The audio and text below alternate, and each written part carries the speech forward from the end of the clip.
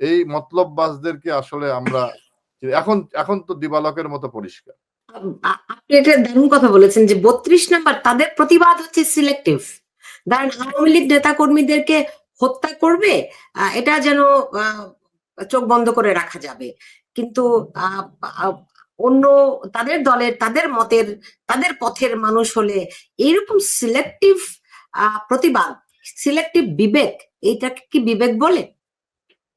না, খালিদ মাহমুদ। সেটাই তো বলছি, এটা তো ভেজাল। আমি তো এটাই বললাম, আমরা এই ভেজালদেরকে প্রাধান্য দিয়েছি, সম্মান দিয়েছি। এটা হচ্ছে আমাদের সব থেকে বড় ভুল।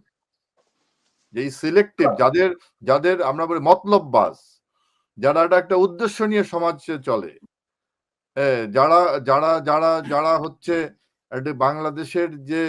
বাংলাদেশের যে আমাদের যে শিল্প সাহিত্য যে সংস্কৃতি, যেটা নিজেদের করে নিতে চায়, যেটা সবার জন্য নয়, সেটা আমরা আমাদের মতো করে হবে, এই মতলববাজদেরকে আসলে আমরা এখন এখন তো দিবালকের মতো পরিষ্কার।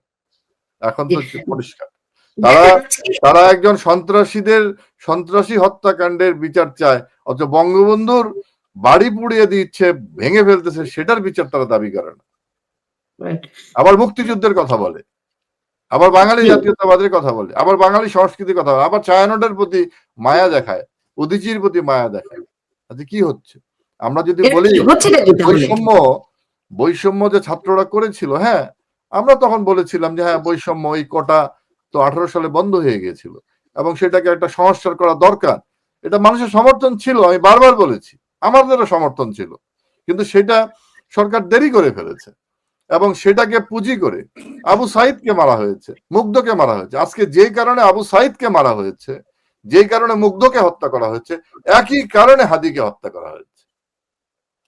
একই কারণে, কোনো অভিন্ন বিষয় নয়, এগুলা বিচ্ছিন্ন কোনো ঘটনা নয়, সেটা একই ধরনের ধারাবাহিক প্রক্রিয়া। এই হত্যাকাণ্ডগুলো ধারাবাহিক প্রক্রিয়া।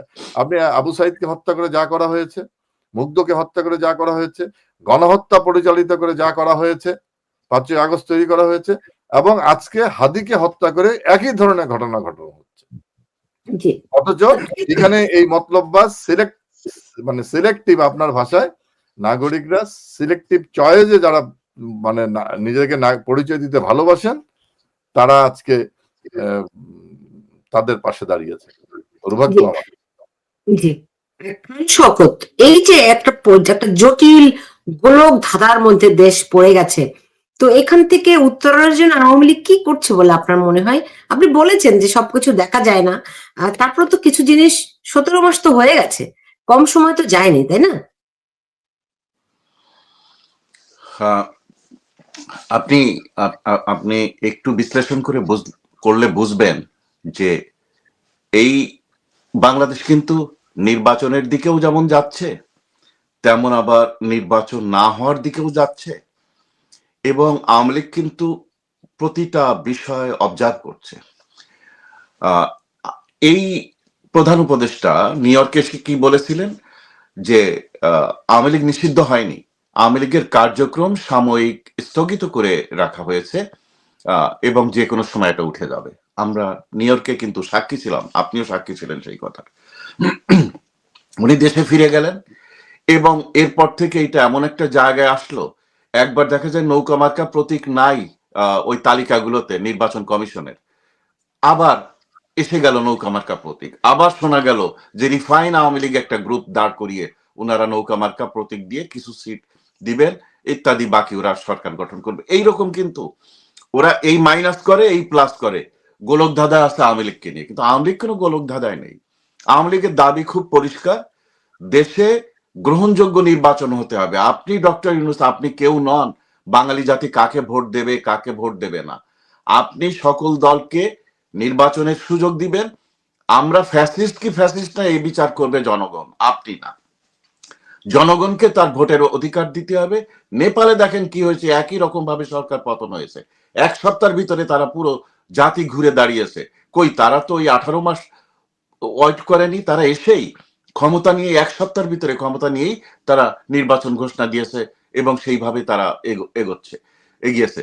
তাদের কিন্তু এইভাবে লাশ পড়েনি, এইভাবে অর্থনীতির ক্ষতি হয়নি, এইভাবে দেশটা ধ্বংস হয়ে যায়নি, এইভাবে ইতিহাসের রিমোট কন্ট্রোল হয়নি, কিচ্ছু হয়নি। কিন্তু বাংলাদেশ এত কিছু করতে যে কি হলো, এত কিছু করতে যে প্রতিটা মানুষের কাছে পরিষ্কার হয়ে গেল যে এরা কারা।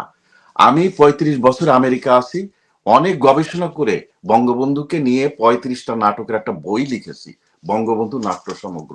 ২০১৭ সাল থেকে এই নাটকগুলি ভারত সহ, আমেরিকা সহ, বাংলাদেশের বিভিন্ন জেলা সহ বঙ্গবন্ধু নাট্য উৎসব আমি করাই।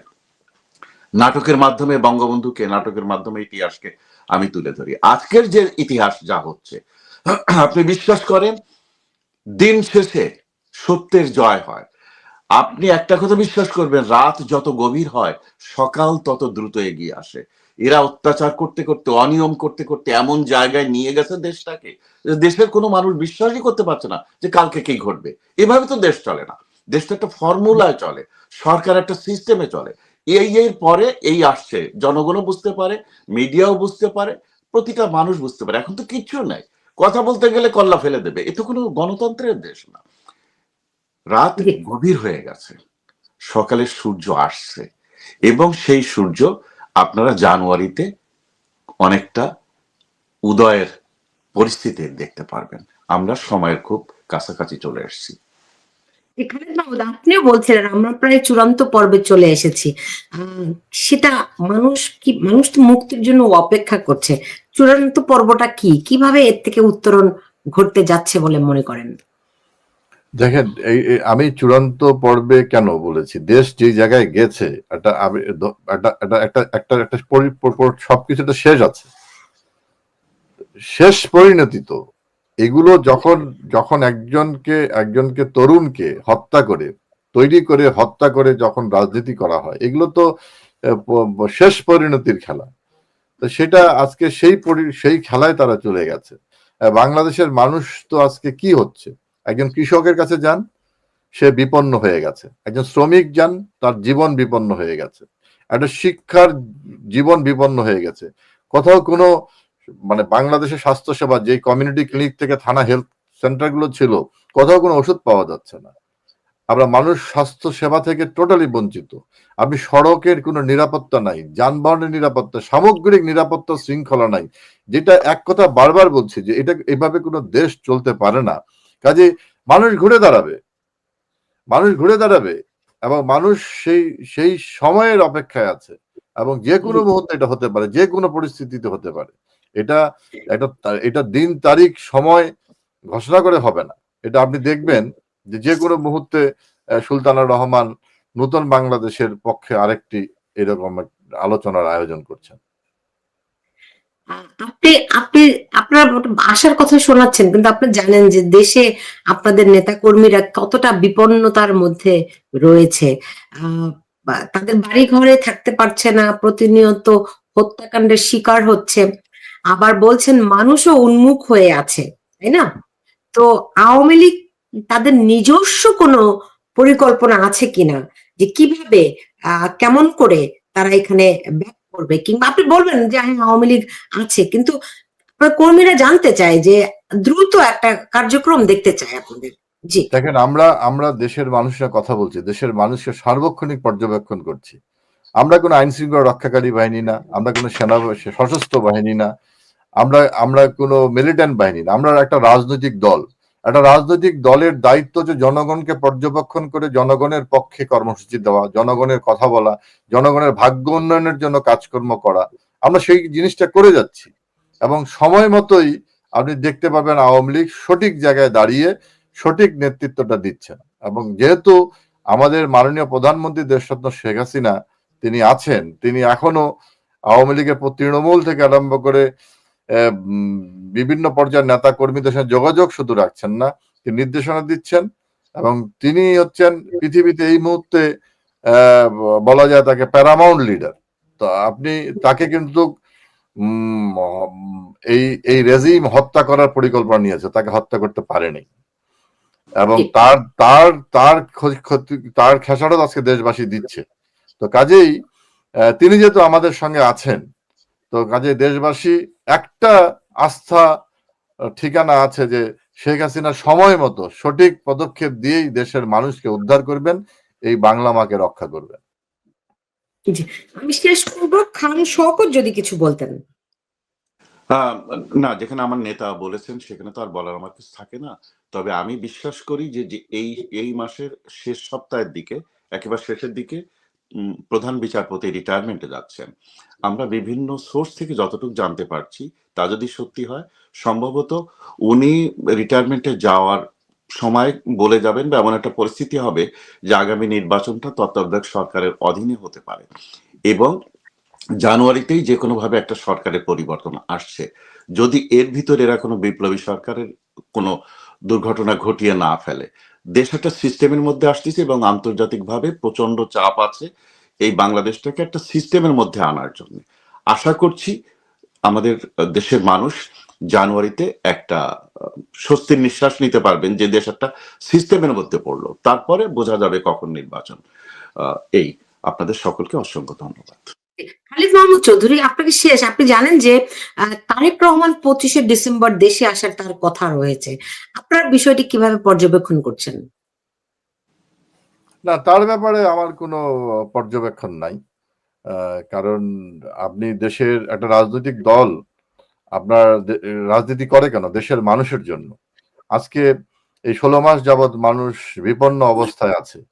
দেশের মানুষের কোনো নিরাপত্তা নাই। বিএনপি সমগ্র দেশে যেভাবে মামলা হামলা করে লুটতারাজ চাঁদাবাজি করে যেভাবে বিপন্ন করে ফেলেছে, একবারও বিএনপির পক্ষ থেকে এই বিপন্ন মানুষের পাশে দাঁড়ানোর কোনো নির্দেশনা দেওয়া হয়নি। মানুষের বাড়িঘরের জানমালের নিরাপত্তা নাই, কৃষকের নিরাপত্তা নাই, সাধারণ মানুষের নিরাপত্তা নাই। একবারও আমরা শুনি নাই যে জানমালে পারবে। এই যে বর্তমান যে ঘটনা ঘটলো, গুলিবিদ্ধ হয়ে যে বাংলাদেশে একটা অরাজক পরিস্থিতি তৈরি করা হলো, কই বিএনপি তো বলে নাই দেশের মানুষের জানমালের নিরাপত্তার জন্য। রাজনৈতিক দল তাহলে কেন? শুধু ক্ষমতার জন্য? শুধু ক্ষমতার জন্য রাজনীতি? এই ক্ষমতার জন্য রাজনীতি যারা করে তাদের ব্যাপারে আমাদের কোনো পর্যবেক্ষণ নেই। দেশের মানুষও চিন্তা করছে না এগুলো।